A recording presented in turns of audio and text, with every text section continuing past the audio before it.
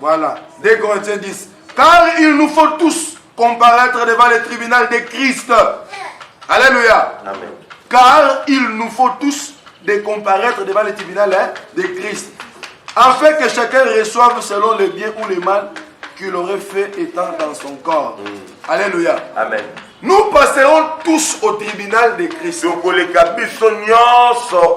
Maintenant, je ne veux pas que tu aies maintenant des confusions dans ta tête. Le tribunal de Christ ici est différent du tribunal terrestre. Le tribunal de Christ n'est pas le jugement. C'est le lieu ou l'endroit où on va récompenser le gens par rapport à ce que nous faisions sur la terre. Si tu faisais des bonnes choses et belé, bien. Est-ce que vous savez Amen. Amen. Ce que Dieu veut, c'est quoi? Je sais que tu veux dire que votre sanctification, mais je vais encore t'ajouter. Il est écrit dans les cieux. Ils sont dans la réjouissance, dans le fait. Quand une âme s'est convertie. Amen.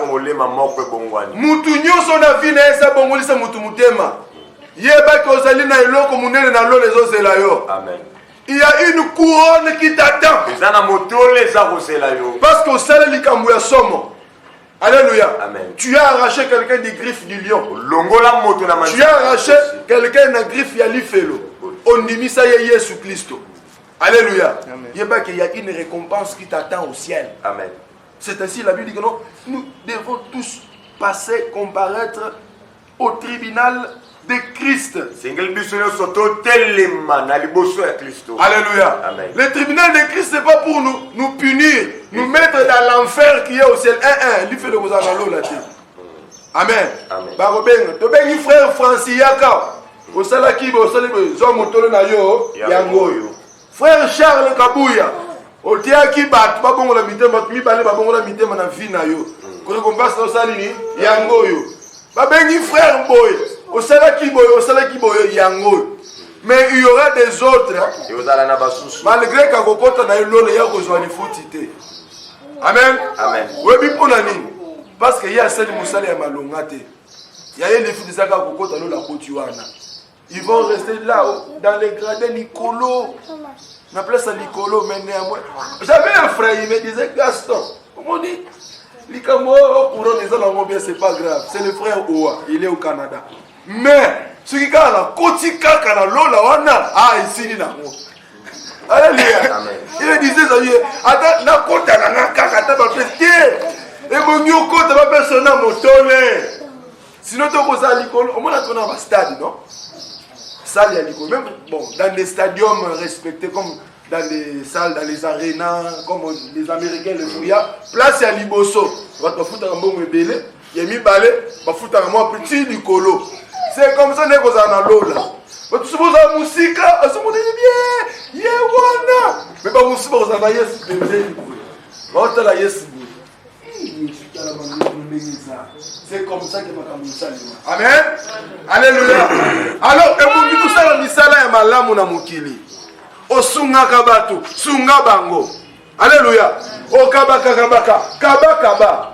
Pour okozana lifuche za kozela yo wapi na lola. Nous sommes contre la salle de Noswana. Amen, amen. Amen. To se peli et ceux qui ont anaté. Bon, on est pas pour bien la base. Manda, les gars liboso, soit couronne yango. Frère Roland, les gars liboso yango. Tout le monde sera récompensé. Amen. Selon le bien qu'il fait. Mais ceux qui m'ont dit, mais c'est la carte, mais il est sikoyo. Yesu linga ya lobby, le lobo mutema. Nero na ko fana na place asuka. Kuna momone le Yesu na musika. Amen. Amen. C'est comme ça, ma frère Gaston, tu vas faire ta place. Ni bien qu'on le bas. Ah, le bas est boko. Mon Dieu, Amen. Amen. Alors, nous sommes appelés à faire le bien. Amen. Maintenant, écriture à Souka, 2 Timothée chapitre 4, 7. Vite, on va finir. Toujours là, ça va maintenant. Oh, mon Dieu, ça ne concerne que ceux qui seront enlevés. Amen. Oh, je sais que vous avez enlevé et concerné Bango. Parce que je sais que vous avez concerné Lola.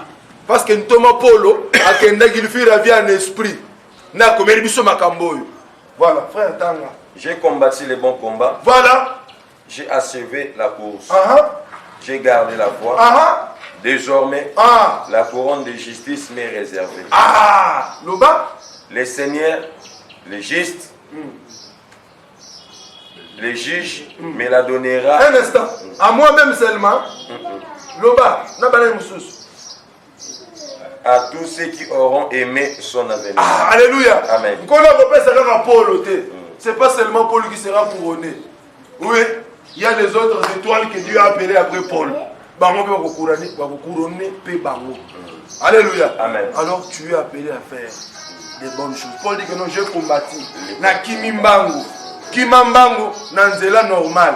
Alléluia. Amen. Na bomoko ya bien. Parce que tant que qui m'a bien beau. Vous allez récompenser. Amen. L'athlète est couronné si seulement s'il court seulement selon les règles. Qui m'embarque na mukilawa na règle de l'Ubananzambe. Ya liboso okozala enlevé. Tu seras dans les noces de la nuit. Va vous présenter yo. Ya mibale okolate koti ya lokumu ndeko na ngai. Le foot na biso ezali ndeko. Dis à ton frère le foot ezali. Le foot ezali. Yebisa misala no sala ya malamu wana. Ekendaka pamba te nde okombaka eglize oyo nde opesaka bofrande nde osungaka baorphelin nde osungaka bato eza en vain te lifuti na yo ezali que Dieu bénisse la parole de ce matin. Amen. Une minute seulement. La salle de noces, c'est l'ensemble de toutes les réjouissances qui accompagnent un mariage. Amen. Donc la salle de noces ou la félicité céleste, c'est le lieu où le mariage entre Christ et l'épouse, qui entre parenthèses l'épouse, les saints, sera célébré selon Matthieu 25, verset 10. Alléluia. Amen. Pour avoir l'accès dans la salle de noces, il faut garder ses vêtements blancs et avoir l'huile, entre parenthèses le Saint-Esprit. Alléluia. Selon Ecclésiaste chapitre 9 verset 8. C'est dans la salle des noces que Christ va présenter son épouse aux invités.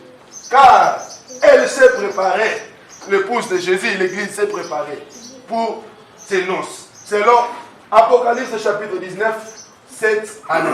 Amen.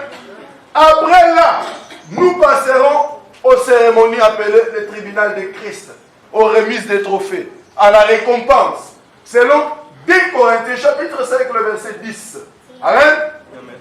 Pour le couronnement des gloires, la couronne de la récompense, des fortifications par rapport aux peines, aux souffrances que nous avons vues sur la terre. Bien aimé, tous les évangiles na kimia, bato bayaka liboso na biso, basako te babomi bakati mutu. Na Corée pour évangile côté fallait que ba boma pasteur na bana ne bakunda bango. Mais bango bazo bomo bamoni bazo boma mutu na bana na mwasi, bango bazo yemba kaka nzambe. Ne bato babambe botika likambo. Ne boyoka Corée kuna évangile kota. Makila ya bato etanga. Alors bato nyonso wana bakozala couronné awa. Yesu akopangisa bango binzoli. Akisa bango botika olela bozana ngai. Ça sera ici. Ndeko na ngai yo kozala wapi? Oli côté na liboso nzambe te. Oli le mesele mayo tika na mokili ya okufi. Tala moko bisengo ya boye. Tala bisengo ya boye ndenge ezalaka. Bino moko bokendaka na football na match bomona ka ndeba match ezalaka. Bien koti Boto bazo sepe. Maintenant na lola sikoyo. Yo moko za na choix. Amen.